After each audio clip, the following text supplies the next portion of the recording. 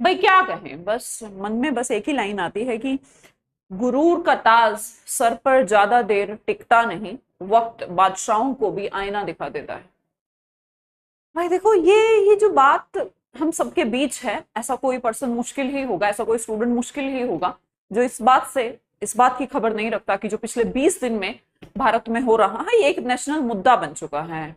मतलब कि ये सिर्फ उन टीचर्स के लिए शर्म की बात नहीं है, ये हम सब टीचर्स के लिए, मतलब हम टीचर अपने आप को कह रहे हैं हम टीचर ही, हम सब के लिए शर्म की बात है। मतलब हम तो वो है ना जो, मतलब इस समाज में बस हम ही जो थोड़े बहुत बचे हैं कि एक समाज के आईने के रूप में काम कर रहे थे, बाकी तो सब कुछ खत्म हो ही चुका है। फिर हम लोग ऐसी हरकतें, ऐसी चीजें, ठीक है हो जाती हैं, समस्याएं घर में भी होती है, पड़ोस में भी होती है।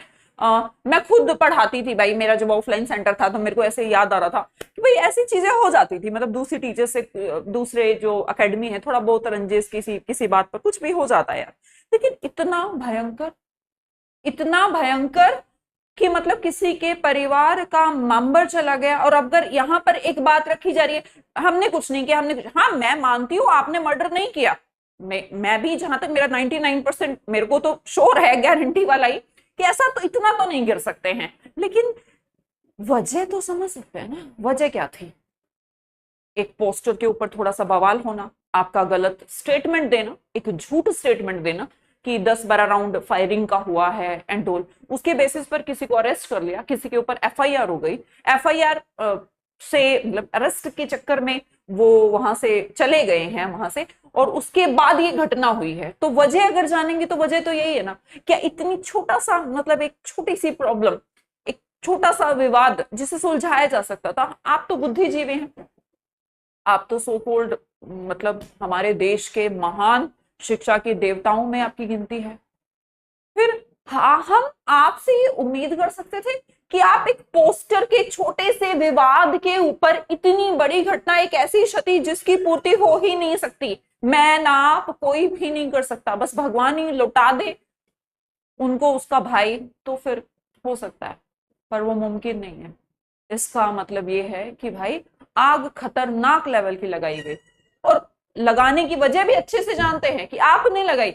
आप चाहते तो सब कुछ ठीक कर सकते थे भाई, देखो मेरा किसी से लड़ाई है तो अगर मैं चाहूंगी तो चीजें ठीक हो सकती हैं, लेकिन हम नहीं कर रहे। सो कॉल्ड पीआर, मतलब इतना घमंड, इतना पागलपन, इतना बेवकूफी हो चुका है कि हम नुकसान, इज्जत, बेइज्जती सब कुछ भूल गए।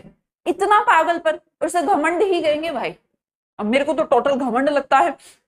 मगे हो सकता है जैसे कि विपिन सर को, जो ओझा सर को इतनी सारी गालियां पड़ रही है, हो सकता है मेरे को भी अभी थोड़ी देर में गालियां, आप भैया, यू नो वो वाला काम हो गया। वो जो इतना कि किसी के पीछे मतलब इतने पागल हैं, इतने पागल हैं, बस तुम दिन को अगर रात कहो रात कहेंगे, हो तुमको जो पसंद वही बात कहेंगे। आप में से बहुत सारे लोग वैसे भी यहाँ पर मौजूद होंगे, पर मैं आप सबसे भी कहूंगी थोड़ा सा आंखें खोलनी चाहिए, है ना। इतना पागलपन भी नहीं करना है, इतना भी बेवकूफी नहीं करनी है कि बाद में आपको पछतावा हो कि यार मैं क्या सोचता था। अपनी सोच पर ही जब मलाल हो जाए, इंसान को कभी मलाल नहीं होना चाहिए, और अपनी सोच पर ही मलाल हो जाएगा तो आप या मैं अपनी ही नजर में गिर जाएंगे।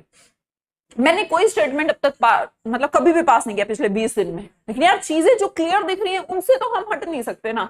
वो साफ है कि गलती हमारी है, हमारा घमंड है कि जो हम इस तरीके की चीजें कर रहे हैं, और हमने ऐसी क्षति कर दी, ऐसी क्षति कर दी है। किसी के परिवार, उनका उनके उनके फादर हैं, वो एडमिट है, उनके घर में उनकी मदर को प्रॉब्लम है, उनके साथ इतनी बड़ी प्रॉब्लम है, भाई चला गया, मतलब किसी का बर्बाद हो गया, उसके बाद भी हमारा ईगो सेटिस्फाई नहीं हो रहा, ये साफ दिख रहा है। और मैं तो ये कहूंगी यार, ये बिल्कुल भी शोभा नहीं देता है ना, हम टीचर्स को ये चीज शोभा नहीं देती, और शर्मिंदगी की बात है, पूरे टीचर समाज के लिए शर्मिंदगी की बात है।